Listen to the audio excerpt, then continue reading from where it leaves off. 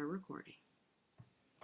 Welcome back to the Food Moose podcast, everyone. Did you miss us as much as we missed you? I missed you. Aw, missed you too, Heather. Aw, thanks. So, did you have a good week? I did. How about you? Yes, my week is much better. I think, kicked pneumonia to the Seriously, that curb. was forever, It Heather. was like 3 weeks. Every Ugh, once in a while, I have just like a little baby cough, and then I go, oh no, it's not gone. But I think it's really gone. good. So, I'm yeah, glad you're hopping around. I was diffusing my thieves at work like every day, and everyone would come by. They go, "Oh, it says cinnamony over here." I'm like, "Yeah, keeping my immune system strong. Get away, get away." So, what are you diffusing this morning? So today I have white angelica mixed with bergamot. Ooh, Is that it sounds like bergamot? I It's say bergamot. bergamot, I do like too. like peridot. Yeah, I think the T should be silent. I think I you should just agree. drop it. Yeah, just get over it already. We don't need your tea. I am diffusing. I had a little bit of brain power still left in there, and then I just added some Believe on top of it. I had a little bit of brain power left. I hear you. I feel you. Isn't that the story of my life? Oh my gosh. But yeah, it's actually kind of a nice combo. So brain power Look, with what? believe, because Hmm. I believe I can fly. Oh wait, I hope. Anywho. Okay, back to reality. So last week's topic was a little bit heavy. So we're gonna lighten things up a little this week. We're gonna talk about our favorite topic, food. Yeehaw. So favorite, we named our company after it. Show me the food. Uh, So, if you have not stalked us on the website, it is phoodmoose.com, PHOODMOOSE. But we want to entice you to check it out. So we're going to share some recipes with you now, and you're going to go, oh my gosh, they sound so delicious. I have to go to phoodmoose.com and learn more. So, my favorite recipe of the moment is Mexican. right, I changed it. Exactly. It changes all the time. um, it's Mexican lasagna. I swear, I kind of made this one up, I thought, and put it all together because I had all the pieces in my fridge. And I go, oh my gosh, this would be delicious if I make lasagna in a Mexican flair. And then as I was putting it together for the blog post and kind of writing everything down, I found out that I did not invent it. Wah, I wah. know, but I invented my own version. So there, take That that. counts. Exactly. That counts. So it's super easy. I'll tell you really quick how to do it, but go read the recipe because it's probably hard. If you're driving in your car right now, you can't write this down. We'll link to it in the show notes. Exactly.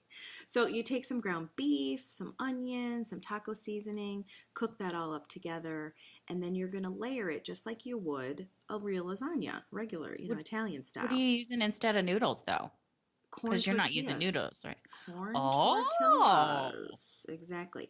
And if they're stale, even better because then they'll soak up your salsa a Ooh. little bit.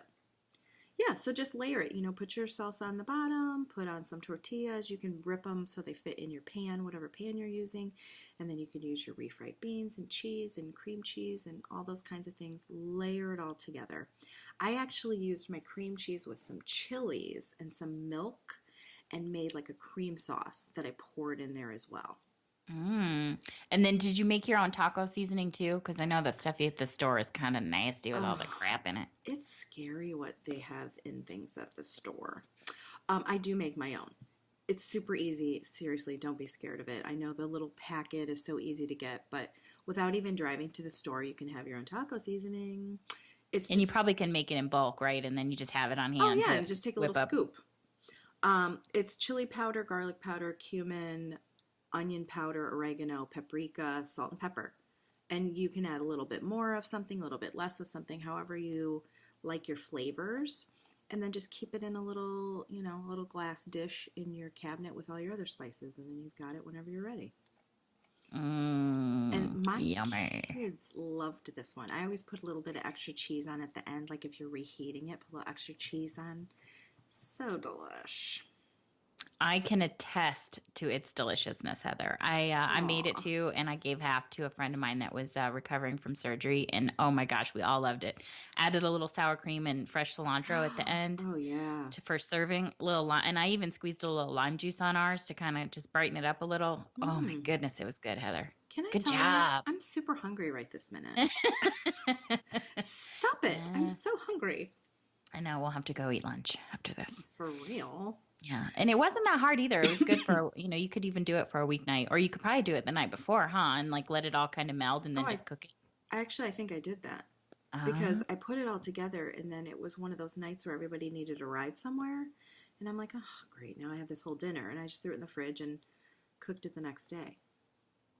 that sounds yummy. I try. I do. And I do.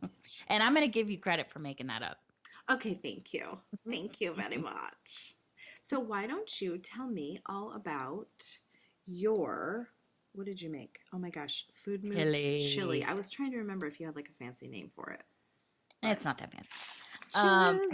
But chili. oh my gosh, I have been tweaking this recipe for years because everyone has like a chili, but you just need to add a little something, and then sometime you think, "Ooh, next time I make this, I'm gonna add another one." So as of right now, it's on the website, and I do update the website as I add more ingredients, and I think, "Ooh, this would be good." Yeah, because But this it's recipe is from 2014. I mean, so yeah, you've been chilling it up for quite some time. and that was after years of tweaking to get it to that one, yeah. But I was actually requested to bring this to today's Super Bowl Sunday. I know time travel talk. You guys aren't going to hear this for a couple weeks, but I was requested to bring it to Super Bowl party today. So I made it yesterday because like all stews, you kind of want to make it the night before, Mm-hmm. meld and get yummy. Oh, But it's got all your usual ingredients, ground beef, spices, tomato sauce. But I got to tell you, the ingredient that sets this chili apart is, hear me out, cocoa powder. yeah. I was I a little know. sketchy on that one. I Again, was. before you start sending hate mail, hear me out. Who doesn't like cocoa powder, though? I mean, like, let's just start there. Everyone loves chocolate. But if you're familiar with Mexican sauce called mole, it's kind of the Mm, same idea. There's true. chocolate in there, and it's not chocolate like a Hershey's bar where it's all sweetened with milk and sugar.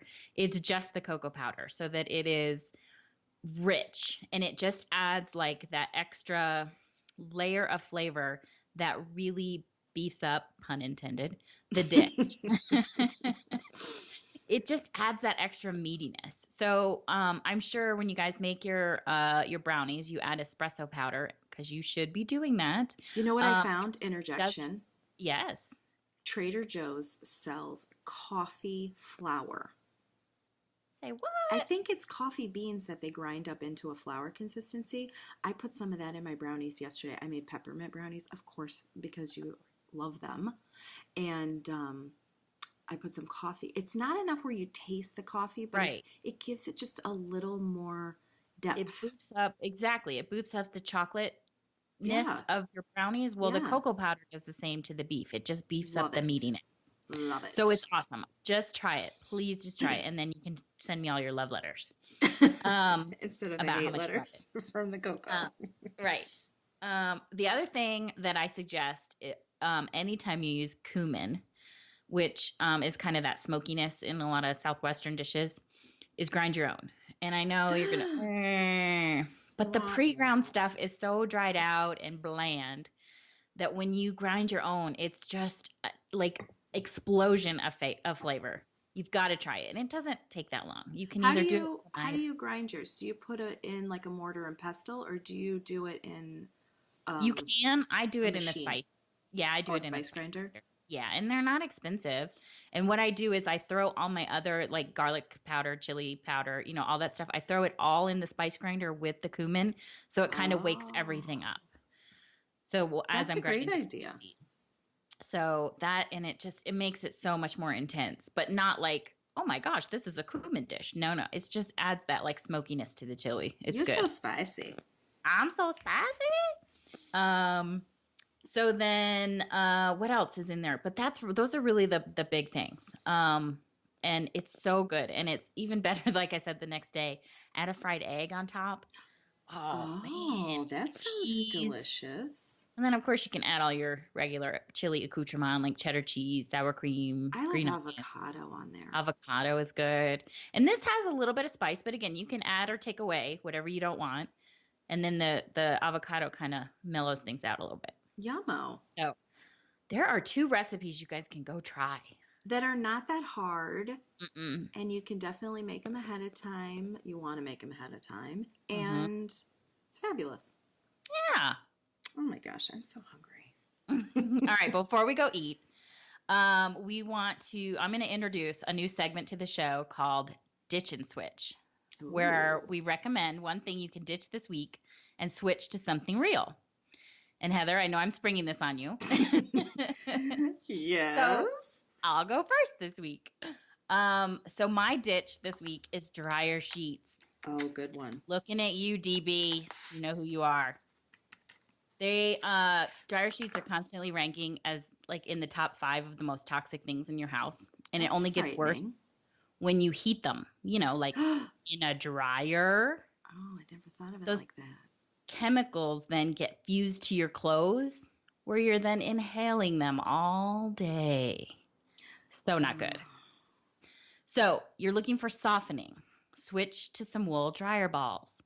They're super cheap. 6 balls for, I think it's $11.87 on Amazon. I'll post a link in the show notes. And you just throw those in your dryer. And they last forever. They last for thousands of, yeah. I mean, and when they start to kind of come apart, okay, spend another $12 and get us 6 more. You know what? I've had mine for 2 years and they don't come apart. The ones I I've had a made little myself, Mhm. those came apart. But the ones I bought where they really did the felting of the wool, those ones are awesome. Yeah. But you know the other thing I have to add to your wool dryer balls? Also, you could use a scoop of Epsom salt in your washing machine.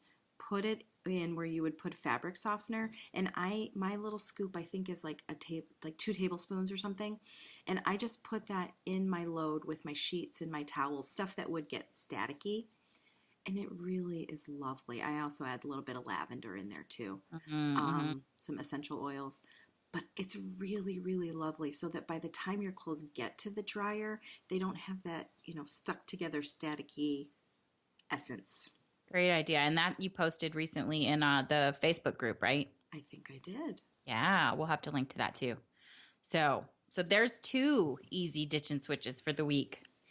How about that? You got extra bang and no extra cost. If you're allergic to wool, there's plenty of DIY projects on Pinterest where you can make your own. And I think there's some on Etsy too. So if you are one of those unfortunate folks that can't do wool, go that way. But all right, so I think that's it for us for this week. Yay! Yay! Thanks for hanging in there with us. Don't forget, you can find us at foodmoose.com or at foodmoose on Facebook and Insta. So go forth, keep it real. Moose out.